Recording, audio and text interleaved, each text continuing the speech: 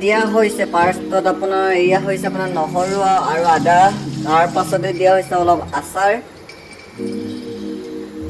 তাৰ পাছত দিব লাগিব আপোনাৰ মাংস। পানীটো উতলাৰ পাছত, এতিয়া পানী উতলি আছে, মাংস দিয়াৰ পাছত আৰু আপোনাৰ এইবোৰ বস্তু পাছত লাহে লাহে দিব লাগিব। এয়া ফাৰ্ষ্টতে আকৌ আপোনাৰ চৌদা দিছোঁ, তাৰপিছত বিলাহী খুন্দি লৈছোঁ, আৰু এয়া হৈছে আপোনাৰ ভোট জলকীয়া আচাৰ।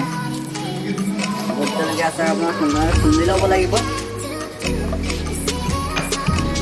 তাৰপাছত আপোনাৰ এয়া উতলি আছে, উতলি থকাৰ সময়ত আপোনাৰ এই বিলাহী যিটো আপোনাৰ খুন্দি থৈছিলোঁ এয়া দি দিয়া হৈছে। এয়া দিয়াৰ পাছতে আকৌ আপোনাৰ দিব লাগিব এতিয়া মানে যিটো বস্তু আপোনালোকৰ আছে ওচৰত। এতিয়া মোৰ ওচৰত আছে আপোনাৰ নৰসিংহ পাত আপোনাৰ দি দিছোঁ।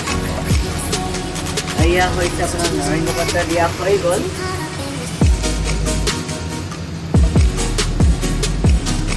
এজন নহয় আপোনাৰ দুজনকৈ লাগিবলগীয়া হৈছে। আমাৰ মানে ৰেচিপি ইমানেই মানে সোনকালে বনাই আছোঁ।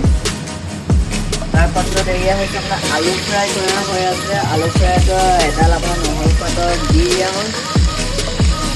এই আপোনাৰ আলু ফ্ৰাই বনি আছে, লগতে আপোনাৰ বইল আপোনাৰ যিটো এয়া হৈছে বইল ব্ৰইলাৰ মাংস, আৰু আপোনাৰ এয়া আপোনাৰ মছলা যিবোৰ আপোনালোকৰ ওচৰত মছলা আছে সেইবোৰ দি দিব। আৰু আমাৰ ওচৰত আছে আপোনাৰ সকলো মছলা, এইবোৰ দি দিয়া হ'ল। দি দিয়াৰ পাছতে আপোনাৰ এয়া চিটি মাৰিব দিব।